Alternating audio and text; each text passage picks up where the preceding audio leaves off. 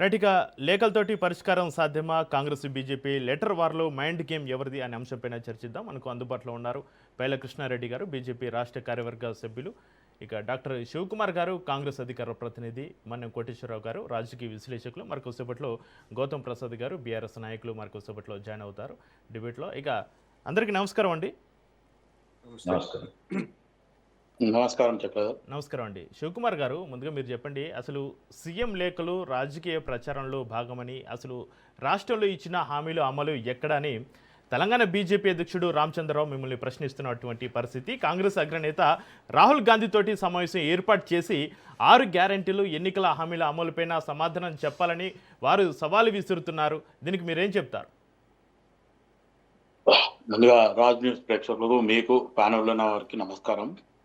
అయితే ఒకటి, రామచంద్రరావు గారు కనీసం ఇప్పుడు బీజేపీ తెలంగాణ రాష్ట్ర అధ్యక్షుడిగా నోరు విప్పుతున్నారు. నిజంగా కూడా ఆయనకు నమస్కారాలు. ఎందుకంటే అట్లీస్ట్ ఈ 2.5 years తర్వాత వాళ్ళ నోటికి ఒక పని వచ్చింది అనేది నేను అనుకోవడం.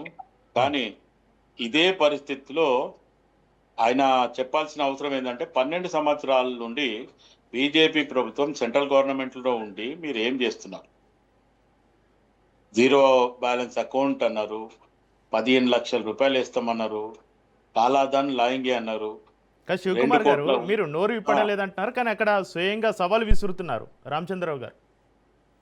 ఏమి లేదు చక్రధర్, మామూలుగా అంటే వాళ్ళు ఏముందంటే, ఇప్పుడు మొత్తానికి గతంలో కేటీఆర్ చేస్తుండే ఆ స్టైలు, ఇప్పుడు ఈ రోజు రామచంద్రరావు చేస్తున్నారు. ఎందుకంటే నేను ఏమంటున్నానంటే, 2.5 years almost all Congress party అధికారంలోకి వచ్చి ఉంది. ప్రతిపక్షాలు ఏం చేస్తున్నాయి? ఎక్కడైతే ఇబ్బంది జరిగింది, ఎక్కడైతే జరగలేదు అక్కడ పోయి మాట్లాడాలి. కానీ ప్రెస్ ముందు, మీడియా ముందు మాట్లాడి ఇంకా మా పని అయిపోయింది అనుకుని చేతులు దులుపుకుంటున్నారు. ఇది పరిస్థితి. నేను ఇంకోటి ఏంటంటే, 2 కోట్ల ఉద్యోగాలు ఇస్తున్నారు. 2 కోట్ల ఉద్యోగాలు సంవత్సరానికంటే ఈరోజు 12 సంవత్సరాలకు ఎన్ని ఉద్యోగాలు బీజేపీ ప్రభుత్వం ఇచ్చింది అనేది. ఈరోజు మొత్తానికి సీట్ చోరీ, ఓట్ చోరీ, ఇంకా అన్ని అయిపోయినాయి. ఆల్మోస్ట్ నోట్ చోరీ, ఇంకేమన్నా అనుకుంటే గద్దీ చోరీ కూడా అయిపోయింది. ఈ రకంగా బీజేపీ ప్రభుత్వం ఉంది. వాళ్ళు ఒకసారి కాంగ్రెస్ పార్టీని అనడానికి ముందు వాళ్ళకి నైతిక విలువలు లేకుండా మాట్లాడుతుంది ఈరోజు బీజేపీ ప్రభుత్వం. ఈరోజు కిషన్ రెడ్డి మాట్లాడతాడు, నేను ఎక్కడికి రమ్మంటే అక్కడికి వస్తా. అరే, నువ్వు ఆల్రెడీ తెలంగాణకి ఒక ఎంపీగా గెలిచినావు, సెంట్రల్ మినిస్టర్ అయినావు.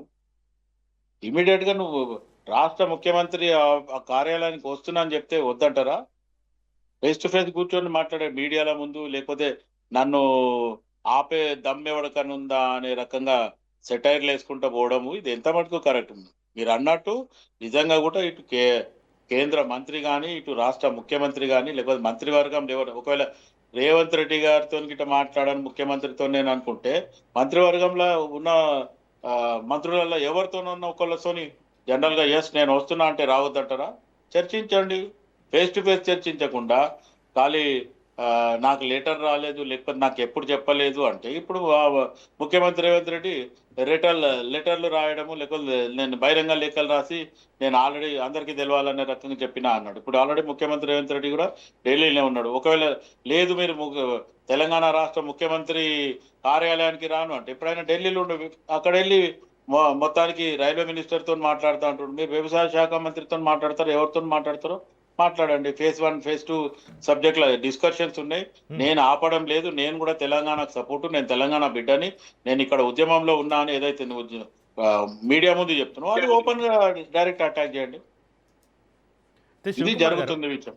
శివకుమార్ గారు, ఇక్కడ సీఎం రేవంత్ రెడ్డి గారు లేఖలు నేరుగా ఢిల్లీకి పంపే కంటే ముందే మీడియాకు అసలు ఎందుకు లీక్ చేస్తున్నారు? మీ ఉద్దేశం సమస్యల పరిష్కారమా, లేక కేంద్రం పైన బురద చల్లే రాజకీయ మైలేజ్ పొందడమా? దీన్ని ఏ విధంగా చూడాలి శివకుమార్ గారు? ఒకటేమంటే, కేంద్రానికి లెటర్ రాస్తున్నారు అంటే మొత్తానికి రేవంత్ రెడ్డి మీద ఒక బద్నాం అవుతుంది కదా, బడే బాయ్ చోటే బాయ్ అని. ఈ రోజు ఆయన లేఖలు రాసి ఈ రోజు మొత్తానికి మీడియాకి ఇస్తున్నాడు అంటే అర్థమైంది, నేను లేఖలు రాసి అక్కడ పంపించిన తర్వాత మళ్ళీ దాని ఫాలోఅప్ కి నేను ఢిల్లీకి పోతున్నా అనే రకంగా ప్రజలకు అర్థం కావాలా, ఇటు మిగతా ఆపోజిషన్ పార్టీస్ కూడా అర్థం కావాలనే రకంగానే ఆ రకంగా ఆయన అట్లా ఆ స్టైల్లో పోతున్నాడు. ఈరోజు ఆల్రెడీ ఆ, ఏ సబ్జెక్ట్ మీద పోతున్నా, నేను ఎందుకు పోతున్నా అనే రకం కూడా వివరణ ఇచ్చిపోతుందంటే అప్రిషియేట్ చేయండి. ఎందుకు దాని మీద కూడా ఇంకా మీద డౌట్, ఈయన లీకుల రాజకీయం చేస్తుండు, లేకపోతే ఆ, ఇదేదో కొత్త టైప్ ఆఫ్ ఇది చేస్తుండ అనేది ఎందుకు ఓపెన్ గా నేను ఇట్లా ఢిల్లీకి పోతున్నా, ఈ సబ్జెక్ట్ మీద పోతున్నా, ఈ పెండింగ్ పనులు ఇంకా పెండింగ్ పెట్టిండ్రు అనే రకంగా పోతున్నా అని చెప్తుండ్రు. ఎస్, ఉమ్, దాంట్లో ఇంకా ఆలోచించాల్సింది కానీ లేకపోతే ప్రశ్నించాల్సింది ఏం లేదు. ఒకవేళ నిజంగా కూడా రైట్. బీజేపీ రాష్ట్ర అధ్యక్షుడు కానీ లేకపోతే కిషన్ రెడ్డి కానీ వీళ్ళంతా ఉమ్, అవసరం అనుకుంటే రేవంత్ రెడ్డి ఆ టైంలో అక్కడ పోతుంది కదా, మనం కూడా తెలంగాణ వాసులమే, తెలంగాణ అభివృద్ధి గురించే అడుగుతుండు కదా, మనం వెళ్ళి మన సపోర్ట్ కూడా మనం చేద్దామని చెప్పి పోండి. అవి లేదు. ఈరోజు బీజేపీ ప్రభుత్వానికి ఎక్కడ దొరికితే అక్కడ ఏక్నాథ్ షిండేలను చేయడము, ఉన్న వాళ్ళని చీల్చడము, వాళ్ళ పార్టీలు ఉన్న వాళ్ళకి ఇప్పుడు పైల కృష్ణారెడ్డి గారు ఎన్నో సంవత్సరాల నుంచి పార్టీలో ఉన్నారు. కనీసం అటువంటి ఆయన తీసుకొచ్చి సెంట్రల్లోకి ఏదన్నా ఓ చైర్మన్, డైరెక్టర్ ఇంకేదో ఇవ్వండి. అవన్నీ లేవు. మొత్తానికి పక్క పార్టీలను చీల్చి అందుకని బీజేపీలకు తెచ్చుకోవడం ఇది విడ్డూరంగా ఉంది.